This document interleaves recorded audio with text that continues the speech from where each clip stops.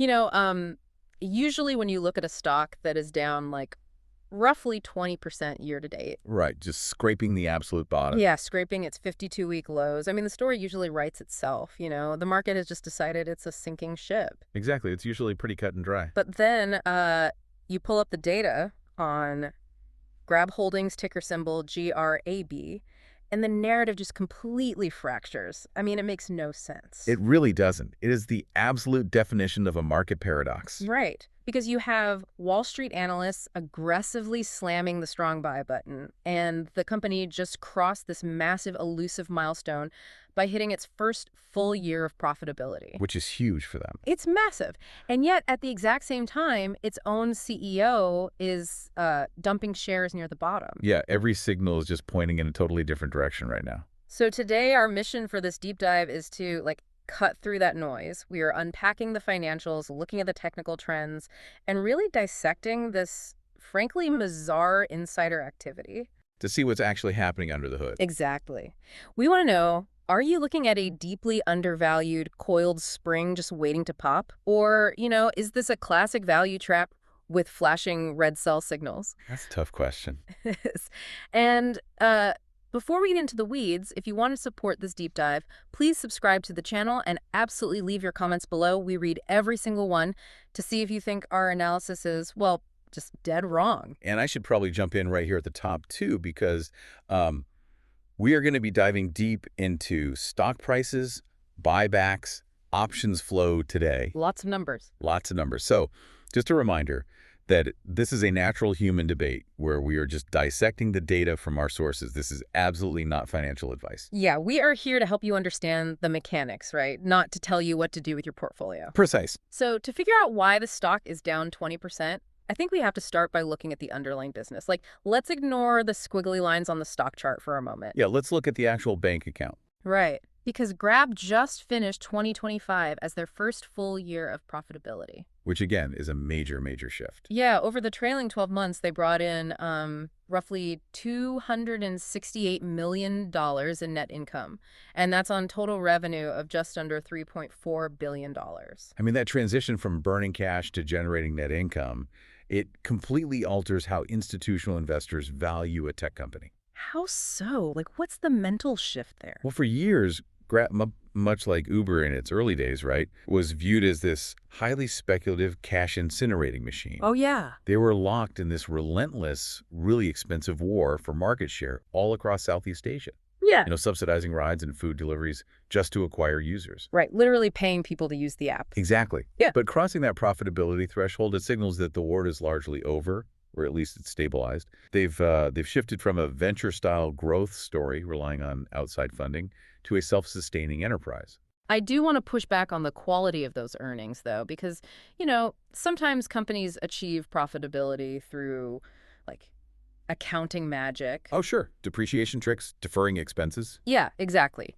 Things that don't actually put real cash in the bank. But looking at their free cash flow, it actually sits at over $900 million. And see, that is the metric that matters. Free cash flow is the actual tangible money left over after a company pays for its operating expenses and capital expenditures. It's the cash they can actually touch. Right. Having yearly $1 billion in free cash flow means they aren't, dependent on the credit markets anymore. They don't need to beg for loans. Exactly. They don't need to issue new shares and dilute your holdings just to keep the servers running. And their balance sheet is surprisingly conservative for a tech firm, too. Yeah, they have a debt-to-equity ratio of just under 24%, right? Yep. And they are sitting on roughly 30% net cash. Which brings us to what they're actually doing with all that cash, because Grab just initiated a massive $500 million share buyback program. Yeah, $500 million. Now, I often view buybacks as sort of a double-edged sword.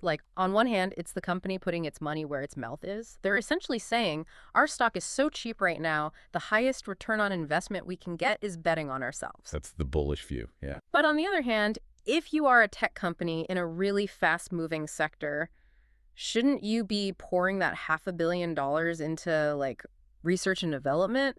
Doesn't a buyback sort of signal a lack of innovation? That is a very common criticism of buybacks, for sure. But you have to look at the math of how it actually impacts the shareholder. Okay, walk me through it. When a company buys back $500 million of its own stock, those shares are retired. They just disappear. So that fundamentally changes the denominator in the earnings per share calculation. If the company's overall value stays exactly the same, but there are fewer slices of the pie, your individual slice just became more valuable. Right. That makes sense. Furthermore, it creates a structural price floor. If the market panics and the stock drops, the company is basically sitting there with an open wallet, scooping up shares, which arrests the free fall. But wait, if they have this massive war chest, strong cash flow, and they are actively buying up their own stock to create a price floor, then why did the stock plummet 20% earlier this year? That's the million-dollar question. Like, the fundamentals paint a picture of total stability, but the stock chart looks like a roller coaster. Well, the fundamentals tell us where the company is capable of going. Yeah. Right. But the technical chart tells us the reality of the turbulence they are facing right now. So we have to look at the price action. We have to. We need to understand the market's current psychology. Okay, let's lay out those numbers then. The stock is currently sitting around $4.07. Yep. It just had a minor bounce, up nearly 4% recently. But if you zoom out, its 52-week low is $3.48, and its 52-week high is over $6.60. So we are heavily skewed toward the absolute bottom of its yearly range. Right. And the medium-term trend is undeniably a falling channel. I mean, the market has been steadily walking the stock down. Yeah. However, that recent 4% bounce you mentioned is actually significant because it broke through the first layer of technical resistance. It's also trading slightly above its 50-day moving average, right, which is sitting around $3.94. Correct. But it is heading straight for a massive barrier at the 200-day moving average, which is up near $4.96. Why is that specific line on a chart so critical? Like, why do traders care? Because the 200-day moving average is essentially the line in the sand for institutional algorithms and large asset managers. It represents the long-term trend. Okay. When a stock is trading below its 200-day average, many major funds have strict mandates that classify it as a downtrend, meaning they're simply not allowed to buy it. Oh, wow. So they literally can't touch it. Exactly. So breaking above that $4.96 level isn't just like a psychological victory. It actually flips the algorithmic switches that allow major capital to start flowing back into the stock. Wow. But getting there is going to be a brutal fight, right? I mean, the support down at $3.50 seems rock solid. It just refuses to break below that floor. Yeah, $3.50 is a very strong floor right now. But on the way up, it has to chew through resistance at $4.50 before it even gets to test that 200-day average near $5. And this is where I get incredibly skeptical of this recent bounce. Why is that? Well, the sources note the AppCity indicator is showing a bullish shift, right? Indicating momentum is reversing upward. Yes. But the RSI, the relative strength index, is creeping up to 66.3. I see where you're going with this. Yeah. If an RSI of 70 technically means a stock is overbought, and we are already at 66.3 just from a minor bounce, doesn't that mean this rocket is already running out of fuel? This is a very fair point. Like, if you buy in now, aren't you just buying the absolute top of a dead cat bounce right as retail traders are jumping on board? You are interpreting the RSI correctly, but you really have to understand the mechanism of a breakout. Okay. The RSI measures the speed and change of price movements, right? So a reading of 66.3 does act as a warning light. It tells us the stock has moved up very quickly over the last few sessions, and it might need to pull back and consolidate. Take a breather. Exactly.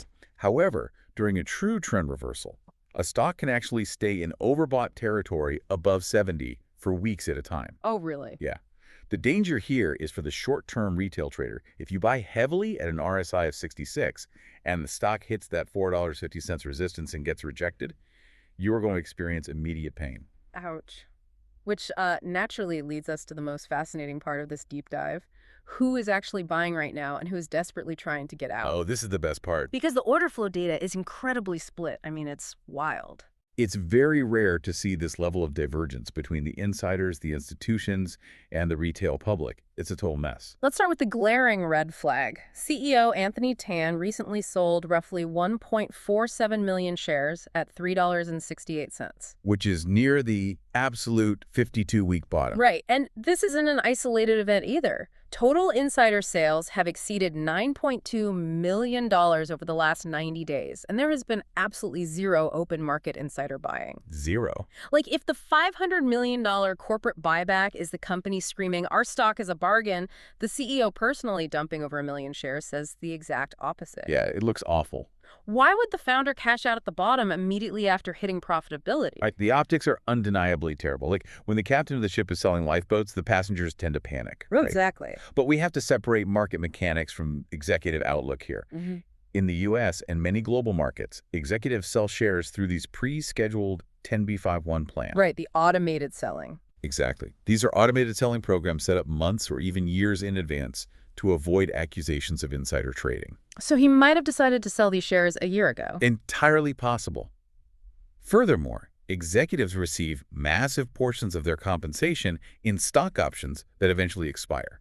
They literally have to sell to cover the taxes on those options. Okay, that makes sense. Or, simply to diversify their wealth so their entire net worth isn't tied to a single highly volatile asset. I understand the tax argument, but $9.2 million in 90 days with zero corresponding buys? That is heavy. It shows a complete lack of urgency from the executive suite to acquire more of their own company at these prices. It definitely doesn't scream confidence. But if the insiders are selling, the smart money is eagerly taking the other side of that trade. Yes, they are. Institutions, the big mutual funds, the pensions, the hedge funds, they own 55% of this stock.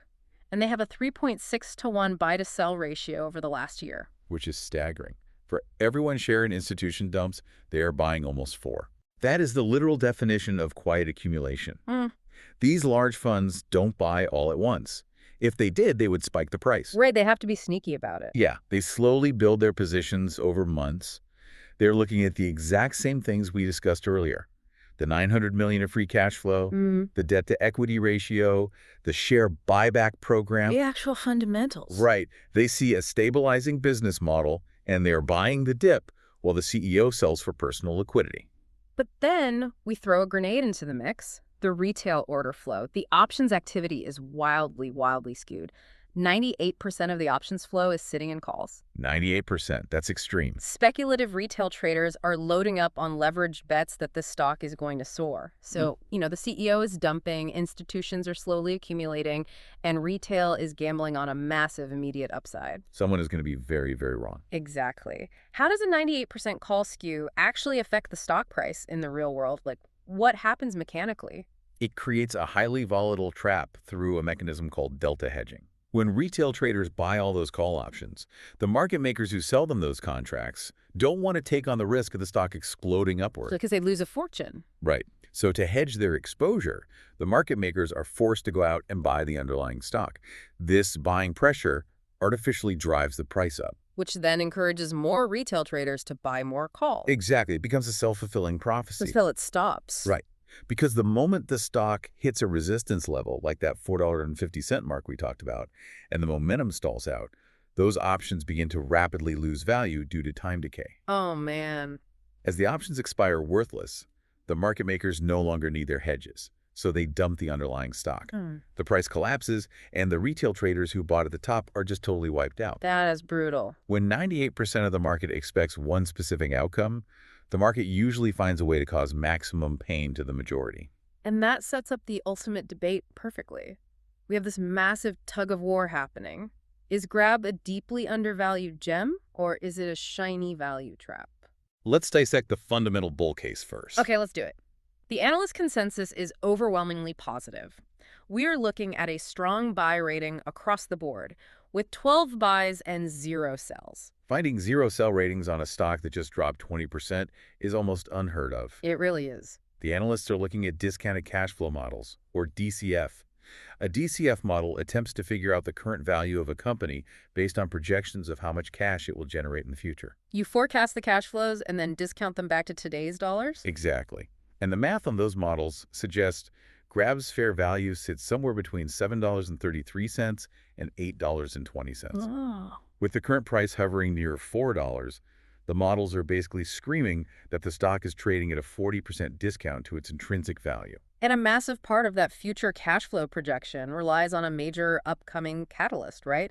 The new Ai.R autonomous ride launch in Singapore. Yes, that's the big one. We hear the word AI thrown around constantly to pump up stock prices, but how does autonomous driving actually change the unit economics of a ride-hailing app? Well, it completely flips the business model. Right now, Grab operates a marketplace. They connect a rider with a human driver. Okay. The fundamental flaw in that model is that the human driver requires 70 to 80% of the fare just to make a living wage. The variable cost is massive. Right, the driver has to eat. Exactly. Yeah. If Grab successfully rolls out autonomous vehicles, they remove the human driver from the equation entirely. Wow. The variable cost drops from paying a human wage down to just the cost of electricity and vehicle depreciation. Their profit margin on a single ride would expand exponentially. And Singapore is the perfect test bed for this, too. It's highly regulated, densely populated, and has really predictable road infrastructure. It's the ideal environment. It sounds incredible on paper, like a 40% discount and a technological leap that strips out their biggest operating expense. But let's tear that thesis apart. Why is this a value trap? The entire bear argument hinges on the valuation multiple. Yes, the DCF model looks attractive, but look at the price-to-earnings ratio. Grab's PE ratio is currently sitting at 61.2. Yeah, and for context, the broader U.S. transportation average sits around 31, so you are paying double the industry average for every single dollar of Grab's earnings. Exactly. Paying 60 times earnings is like tightrope walking without a net. Right, you can't just be good, you have to be absolutely flawless, like a discounted luxury sports car. Sure, the sticker price is a steal compared to its potential, but one minor issue and the whole thing falls apart. One earnings miss, and the market drops you instantly. Which is exactly why the stock dropped 25% earlier this year. Oh, right. It wasn't just random market noise. Grab's 2026 revenue guidance fell slightly short of Wall Street's expectations.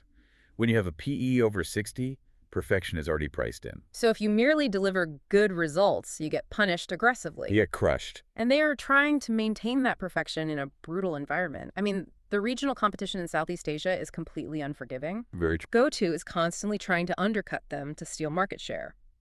If Grab tries to raise prices to improve those margins we just talked about, users simply open a different app. It is a race to the bottom on pricing over there. And beyond the competition, they are facing severe macroeconomic and regulatory headwinds. Like what? Well, there are looming regulatory changes in Indonesia regarding how gig workers are classified. If Indonesia forces Grab to classify drivers as full employees and provide benefits, Oh, man. yeah, that newly found profitability vanishes overnight, the entire cost structure of the business would just implode. You also have to factor in the broader macro risks, right? Specifically energy costs. The sources explicitly mention oil prices being affected by the conflict in Iran. Right, geopolitical risks. Because the cascade effect of an oil spike is devastating for a company like Grab. If oil prices soar, it costs the drivers significantly more to operate their vehicles. The drivers demand higher incentives to stay on the road. And Grab either has to eat that cost, which crushes their margins, Or they pass the cost onto the consumer through higher fares. But if inflation is already hurting the consumer, they just stop ordering food delivery and take public transit instead. Yep. So the bears look at that landscape, the high valuation, the fierce competition, the regulatory threats in Indonesia, and the vulnerability to oil shocks. And they argue that a PE of 61 is just totally unjustified. They believe the market is correctly pricing in the reality that Grab's path forward is basically littered with landmines. Exactly. So zooming out to our final outlook here, weighing the bullish AI autonomous developments and strong cash flows against the highly volatile macroeconomic risks, what is the timeline we are actually looking at? Well, in the short term, like over the next few weeks, the chart is going to dictate the story. Okay. All eyes are on whether it can chew through that $4.50 resistance level, which is being driven heavily by the retail hype around the Ai.R launch. But given those RSI warning signs we talked about and the extreme options skew, it is highly likely to face intense selling pressure there. And what if we stretch the horizon out to, say, 2026 or 2028? The long-term projection is massive scale. Analysts expect revenue to grow from roughly $3.4 billion today to over $5 billion by 2028. That's huge. It is. But crucially, that growth isn't going to come from just moving physical people and food around a city. The real growth is projected to come from their high-margin digital segments, fintech and advertising. Which fundamentally changes what this company actually is. I mean, they aren't trying to be a taxi company forever. No, they were trying to be a super app. Advertising and digital banking scale infinitely better than physical logistics. Right. Once the infrastructure is built, adding a new digital banking customer costs almost nothing compared to subsidizing a new driver. Wow, this has been incredibly revealing. Just a quick reminder before we wrap up. This deep dive was purely for educational and debate purposes. Yes, absolutely. We are just dissecting the data, the charts, and the analyst notes provided in our sources. This is absolutely not financial advice. Please do your own research. Yeah, consult a professional and understand your own personal risk tolerance before making any investment decisions. And I will leave you with a final thought to mull over. Building on that transition from physical transport to digital banking we just mentioned, Lay it on us. Grab has built its entire massive user base by offering rides and food delivery, right? Businesses with notoriously terrible margins and constant regulatory headaches. Yeah. But if their true long-term profitability lies in fintech and advertising, Hmm. what if the ride-hailing side of the business is just an incredibly expensive customer acquisition tool? Oh, wow. If that's the case, could the ultimate catalyst for this stock simply be spinning off the transportation business entirely to become a pure high-margin digital bank? That would completely rewrite the valuation models overnight. Incredible. Thank you all for joining us on this deep dive. Don't forget to subscribe to the feed and drop your thoughts in the comments. We want to know if you think this is a coiled spring or a dangerous trap. Keep questioning the data, check your own sources, and as always, stay curious. We'll catch you on the next one.